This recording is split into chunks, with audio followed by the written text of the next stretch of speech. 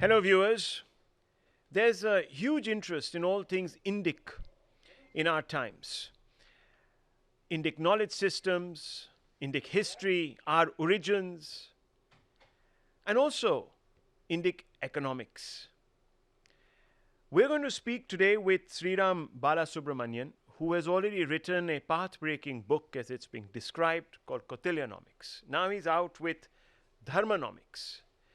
And he promises that his insights will help us rediscover our ancient traditions that made for a more compassionate economics, a more well meaning economics, a more sustainable economics. That's the real thesis of his book. And let's speak to him a little bit about this treatise that you've written here. It's published by Bloomsbury, it's out in all bookshops. We're talking in a very interesting time. We're talking at a time when there's great disenchantment with the Western conception of capitalism, trade, industry. There's been a warping. And many people are saying that this Western system has lost its soul. We're all inheritors in some ways of this Western system because we operate within a Western framework globally. First of all, why do you think the Western view has led to the disparities, the corruption? Many people even want to call it monopolism, and there are all sorts of other aberrations that have sort of percolated. How do you think that has happened? Right. Thanks, Rahul. Thanks, Rod, for providing me this opportunity. It's great to be on your show, and thanks for your kind words. Indeed, I think you make a very important point. I think at probably in the last 100 years, we're at a stage where a lot of what we call as principles that we took for granted or mechanisms are being questioned for a variety of reasons. These are subject to a wide range of things. It could be geopolitical issues. It could be the context with which people are living. And how the West as a whole is sort of, going through the so-called, law of diminishing returns, put it that way.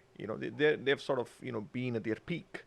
And there is a sort of challenge, both from, say, the Asian side through China and of course, through Bharat as well, where, as the emerging countries, or as Bharat and China, for example, are emerging as superpowers in the world, essentially the question mark or the question really is, what is their contribution to address some of these shortcomings that we are talking about, right? Because most, if not all of the paradigm, the construct of not just economic thinking, of any field, major field, is all dictated or determined by how the sort of Anglo-Saxon world has viewed things through their prism, right? And it's been exploitative, many people say. It's Right. socially exploitative, it's been environmentally exploitative. That's the real problem, isn't it? Right, definitely, right? Because if you really look at the developmental models of the past, the sort of issues that we're dealing with in terms of sustainability, the issues we're dealing with, rapid development at the cost of, say, nature, these are all sort of side effects, and of course inequality as well, because basically the rich really expanding and the poor sort of not benefiting from improving the pie. In some of these countries, developed countries, has really sort of made them contemplate. And to be fair to them, to an extent, I think these civilizations are probably a few 100 years old, some of them. So their experience with some of these things is far lesser compared to us. As I showcase in this book and my research work, we are talking about at least 2,000, 2,500 years of civilizational progress in a variety of spheres. Least of, we talk about economics, there's a variety of spheres that you see, not just progress, but sort of global progress in those times. So these things, in my view, one of the reasons, which led me to do a lot of these research is that when you start looking at a lot of the historical information and data, you find that Bharat and China, for example, were some of the top countries in terms of GDP and GDP per capita income through the Common Era till about 17th century.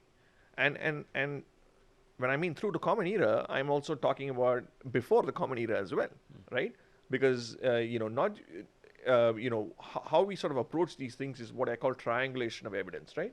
Not just the quantitative evidence, because obviously data is scarce, for hundreds and thousands of years back. Whatever data that's available, that's one part of the evidence. Another part is what I call the secondary evidence, which means the inscriptions, thousands of inscriptions that we have in our temples, in our monuments, and our old institutions.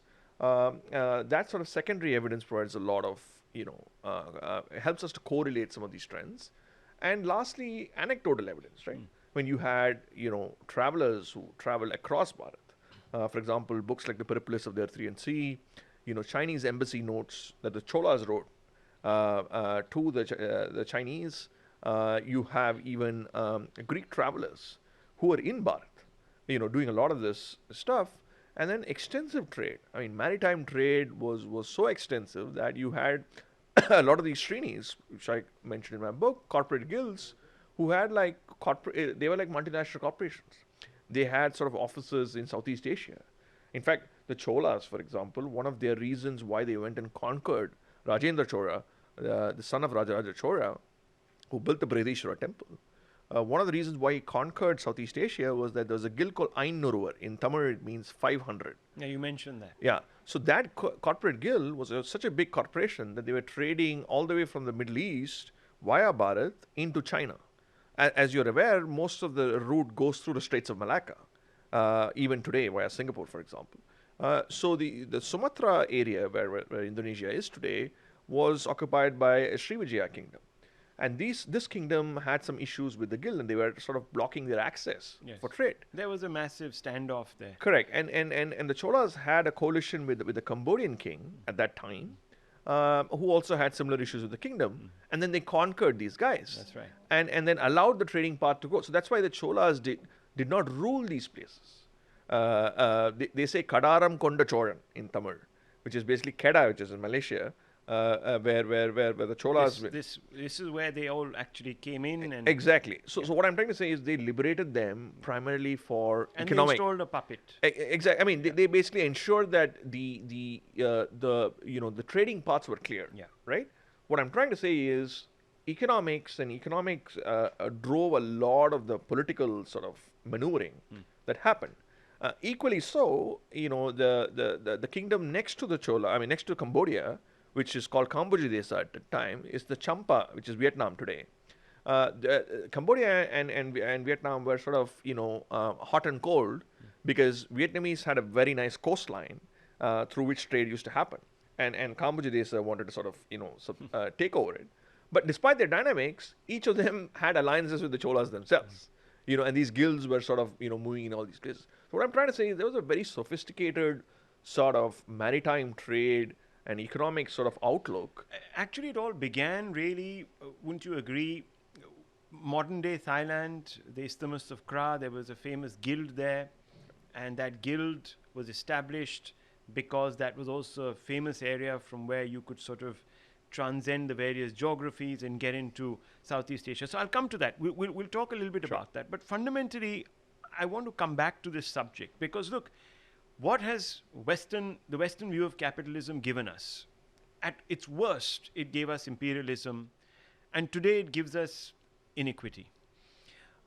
You can call it inequity derived out of monopolism or whatever ism, but it hasn't been very pretty. Now, how does dharma and dharmanomics, can it inform the world in a third way?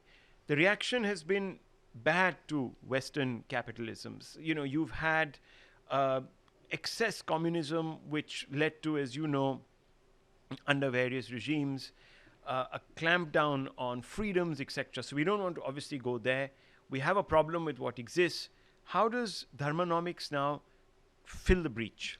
Right. So how we need to approach this is look at first principles, right? Yeah. Right. Let's go to the basics, right? what is the sort of two pillars of what we define the macroeconomy, right? One is the state, essentially, government, what the government does in terms of taxation, in terms of infrastructure investment, various measures by the government to trigger the economy, right? When it's going through a slump or when it's going through a high growth phase. The second part is the market, right? So the free market, the competition that firms have, all this leads to greater wealth creation and greater opportunities, and that sort of drives the economy, right? So these two are sort of the binaries, right? I think where starting with Kautilya and in some of these kingdoms, dharma plays a sort of a role beyond these binaries. It plays a foundational role supporting these binaries, right? So let me explain it a bit further. So, for example, if the state is corrupt, right? If there are actors in the state who are really corrupt, so a more sort of dharmic framework or dharmic thinking among these people reduces their propensity to be corrupt, right? In a very theoretical sense, right? Similarly, if there's a moral hazard, say in the markets, right? Which means moral hazard in very simple terms is, say there's a big guy, a big company, and a small firm competing in the market. The big company is sort of, using all its might to overcome the small player. But you want to ensure there is a fair field, right? So you want to avoid moral hazard. Yeah. So the role of dharma again plays an important role because it brings an ethical dimension to these entities to ensure both, the legal system as well as the governance system is sort of providing a fair platform for these entities, right? So dharma plays a supporting role, a foundational role, both to the state and the market. In that sense, it takes out the pressure from the state and the market, whereas the entire discussion for the Western paradigm is all about the state and the market, right? So that's where I think it's a unique sort of dispensation, which I show in Kautilyanomics as well, and in Dharmanomics as well. You see that, and for example, I define dharma through. I mean, dharma is a multidimensional word. I mean, there are many ways of representing it, but humbly I submit a small sort of narrow definition for the sake of economic policy thinking, which is through ethics, responsibilities, and harmony. Harmony in the sense global harmony and communal harmony. So when you look at ethics, we're talking about clean institutions, clean governance mechanisms, clean leadership, and the role of such sort of ethical practices in enabling commerce, so that there is less corruption and things like that. And then I talk about the role of harmony. Harmony in the sense even global harmony. It's sort of a not just social harmony, also engaging with the rest of the world, right? Much contrary to what we are told, that we somehow opened up post the 1990 reforms, the fact of the matter is we have been an open society for centuries, except for probably the post-independence period till 1990. That's right. I was going to come to that actually. Yes, but carry on. Yeah. So the second part of it is harmony, and the third part of it is responsibilities. I think this is again a unique and important contribution, where most of our, the dharmic frameworks talk about societal responsibilities, familial responsibilities, and national responsibilities, right? A broader, spirit of unity. And all of these three things sort of map onto three big buckets, which I bring in Kautilyanomics, which is a state which is strong, but doesn't intervene, or doesn't micromanage, wealth creation via engaging with the rest of the world, sort of a global outlook, and then sustainable growth and welfare. The entire prism of sustainability, Kautilya talks a lot about it, and you see that a lot in the Common Era kingdoms. This is broadly the framework of Dharmic capitalism, which I mentioned in Kautilyanomics. I take that a bit further in this, where in the Common Era kingdoms, first of all, you see a lot of the inscriptions of Arthashastra in Cambodia, in Vietnam, and all these places, where they have derived inspiration from the Arthashastra itself. So this prism of Kautilyan Dharmic capitalism is there in some layers in some of these places in Common Era kingdoms. And then there is one huge, addition, which is the Dharmic ecosystem. In very simple terms, I'm talking about the temples and the temple-based economies that you see, where the temples were not seen as purely religious institutions, but a much more multi-dimensional sort of entity. They were seen as labor aggregators, in terms of providing employment to people. They were seen as financial institutions. That's why you see, if you really notice, the state backing temples a great deal in right, the past. Right. I mean, which is what is happening under Modi now. Right. If you really see the temples, most of the bigger temples in South India, you would notice that most of them are at least an hour's drive from the coastline. Right? If you really, whether it's the Padmanabha Swami temple or whether you see any other major temple, right? There's a reason for this because the temple served as a lot of financial institutions as well. They used to loan out money as venture capital funds, to these guilds at particular interest rates, for example, and then they would use those interest rates for enhancing the temple and enhancing the ecosystem around the temple, right? So they served as both financial institutions, labor aggregators, and also sort of venture capital funds and things like that. So there's an entire ecosystem, multi-dimension of the temple. And don't forget, the ecosystem around the temple, right? We are not just talking about the revenues of the temple. For example, the shops around the temple, the tourism that comes because of the temple. So there was an entire ecosystem created. So that's another area which I should... Sriram, we've kind of inverted that, haven't we? Temples are now managed by the state. Right. The donations are appropriated by the state. We're told that those donations are plowed back to ensure that the temple sustains itself, but we've also seen diversions of funds. So why did we sort of completely go the other way? You're talking about how our outlook was globalized. Yeah.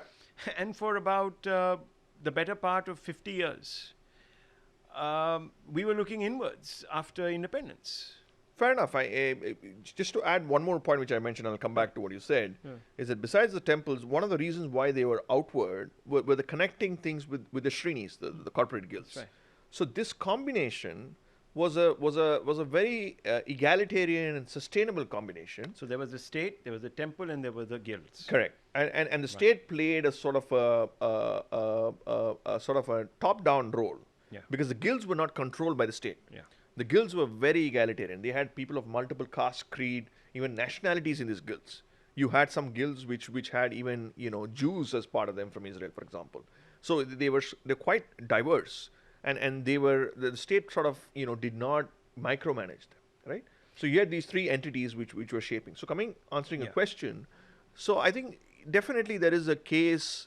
There is an economic case, I feel, for liberalization of a lot of these, institutions, Yeah. right?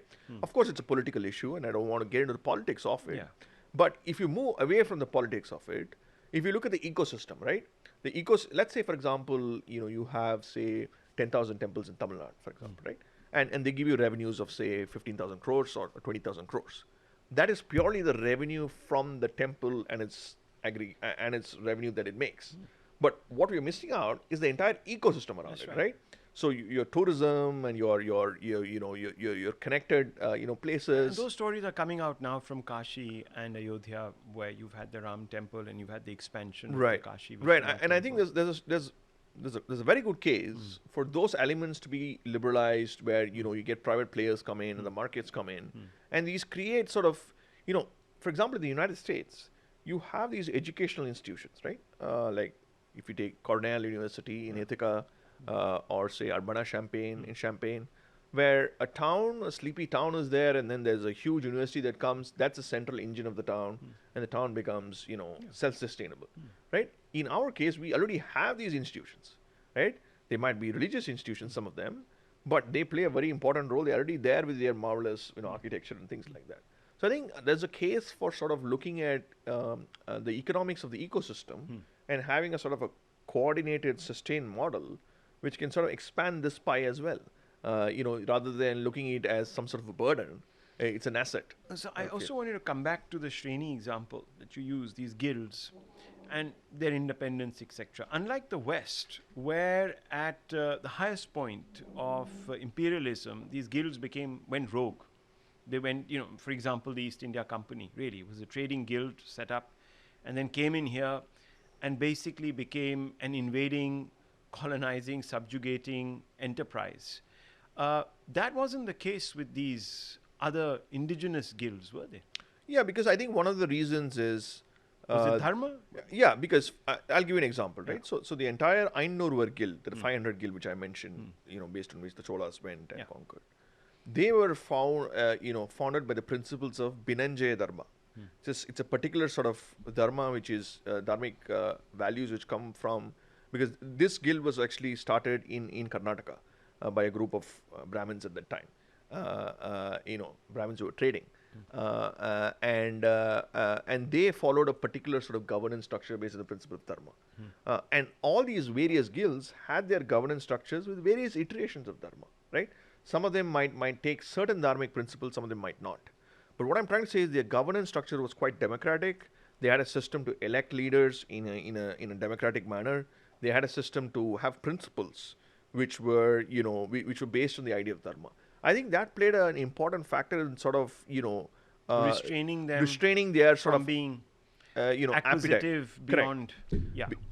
Sort of restraining their even if they had some animal spirits, you can call it, to sort of do certain things. I think these principles sort of put them held them together. So look, the one thing people will say, and since we're drawing to an end of a lovely conversation, many people say that, look, there's a tendency to idealize the past. Are we making that mistake? No, we are not. We are trying to understand the past. See, the problem is, I'm not saying, or anyone, no one who does this sort of research is saying that everything from the past is perfect, right? But for that, you need to have an understanding of the past. A lot of us are stuck with absolutely, very primitive understanding of the past, right? None of us make any, consolidated research. I mean, I'll give you an example. Dr. R.C. Majumdar, I mentioned it in the quotation in the book. In fact, your credit.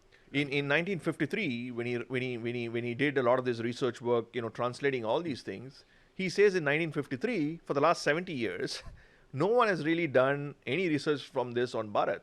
Only the Dutch, the Portuguese, and others have made an attempt to translate all this, right? And 70 years later, I'm saying the same thing again, right? What I'm trying to say is, definitely everything from the past is not par for the course. There are a lot of issues with some of the things that were done in the past. Of course, we're all educated, fair-minded, rational people who would sort of take those things outside. But there is also, one needs to also have a holistic understanding of what happened in the past. It's not like, you have these world-renowned monuments like the Brihadishwara temple, the Angkor Wat, which just comes out of thin air, right? There is a sophisticated, some level of thinking behind it. So, and the fact that they have continued for a long period of time shows the resilience in some of these systems. So as human beings, eventually in economics, as human beings, whether it's now or thousands of years earlier, we still have to make behavioral choices. Whether you want to buy a boat or whether you want to buy an iPhone, you still as a human being has to make a choice. And these choices are highly driven by some of these cultural norms and narratives. So it's an important, understanding of what the past is gives you an indication of what some of our choices in the present are. So I think, answering a question, of course we don't need to be too idealistic, but in the guise of not, being too idealistic, we shouldn't, not do due diligence. Due diligence, yeah, exactly. Well, it's been a pleasure speaking to you, Mr. Balasubramanian. I have to say that this is one aspect and of course, this is also an economic history. So you must also go through to see how various kingdoms adopted dharmic knowledge systems, etc., the economics of that time to prosper. And it wasn't for anything that India became the world's largest economy. So there must have been something to it, friends. You'll find a lot of it in this book. Thank you for watching.